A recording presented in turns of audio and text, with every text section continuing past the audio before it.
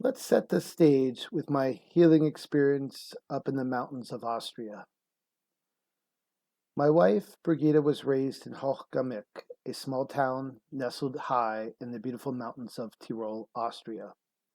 She was influenced by an alpine culture that aspired to live in harmony with nature, comprised mainly of farmers whose daily life is governed by the will of the mountains. This culture views health not in terms of medical technology, but as a balance of self amongst the external landscape.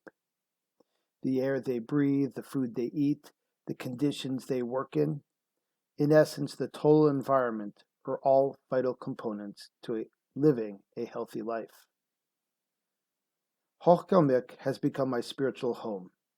Here, my mother in law fed me all natural food, made me heaven key tea from flowers grown on the mountain, and she graciously began to teach me some of the means to live naturally. It is here amongst this culture and this alpine landscape where I really feel the closest to my nature.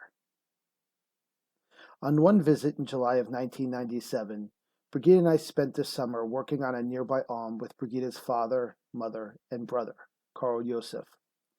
An alm is a type of dairy farm isolated from any village, nestled up high in the valleys of the high peaks of the Alps. 2 years before this trip, I was diagnosed with Crohn's disease. At this time, I was feeling very ill, both physically and emotionally. I was in severe pain, had constant diarrhea, and I had no appetite. There were even periods during this time when I would vomit every day. I had many struggles and painful events to deal with in my life up to this point. I grew up on the standard American diet. I used to brag to my friends how I would drink 2 liters of soda a day. My father, who was a medical doctor, put me on countless antibiotics as a boy for the colds and sinus infections that I would have. Additionally, growing up, I was traumatized by a family secret which I internalized. It ate away on my guts from the inside. At this time in my life, I felt like I didn't have a purpose. I had always wanted to be a doctor, but after graduating college, I knew it wasn't right for me to go off to an allopathic conventional medical school. My undergraduate education revealed the complexities of political and business influences on medicine and their effects on medical decision making.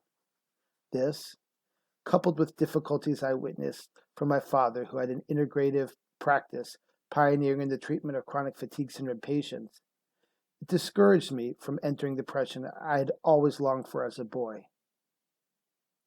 Now, here in another country, I was dispirited, lost, miserable, and very, very ill at the time of this trip. I was in dire need of soul searching. I didn't know how to search my soul, but I knew I had to make changes in my life. Prior to this trip, I bought books that were supposed to help, but of course I didn't read them. I was in crisis and something had to give. Up here on this mountain, I cried out. I really poured my soul out to whoever was listening. What am I doing here? What is my path? Why am I so sick? What is the point to all this misery? Somebody, anybody, please help me. One day I felt called to go for a hike and to go up the mountain by myself. I'd been on this trail before with Karl Yusuf, but this was the first time I ventured by myself. While hiking up the mountains alone, my senses became alive. The nature was so intense. I felt the sun warming my arms. The colors were brighter. My eyes were drawn to every passing bush and boulder. I smelled the sweetness of the forest. I tasted the dried dirt kicked up by my boots. The sounds, the chatter of birds, the crackle and babble of the stream. My mind quiet, few thoughts, but the realization that I no longer felt sick. I wasn't sick. I'd forgotten what health felt like. I remembered living. I had been drinking water from a crisp, clean mountain stream, been breathing fresh, unpolluted mountain air, and had been eating simple, unadulterated, and very nourishing food. I walked further up the trail. I took time to gaze out upon the blue sky and distant mountains. I walked amongst the most beautiful magenta mountain roses, and cupping my hands, I drank directly from a tumbling spring. The water was just so alive and vital with energy. I sensed it knew a secret, something it had been waiting for eternity to let me in on. I climbed still further up the now narrowing path. I felt compelled to stop. I gazed out to the mountain peak across the valley. I moved I was moved to tears with emotion. It was here, amongst the evergreens, the bluebirds and marmots, and in this particular spot, on this very large earth, in this place in which my heart recognized as home, that I heard it.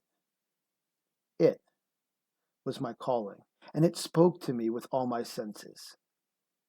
It was my voice deep inside my chest, and it was my voice inside my head, and it was also the voice of this mountain and the trees in front of me.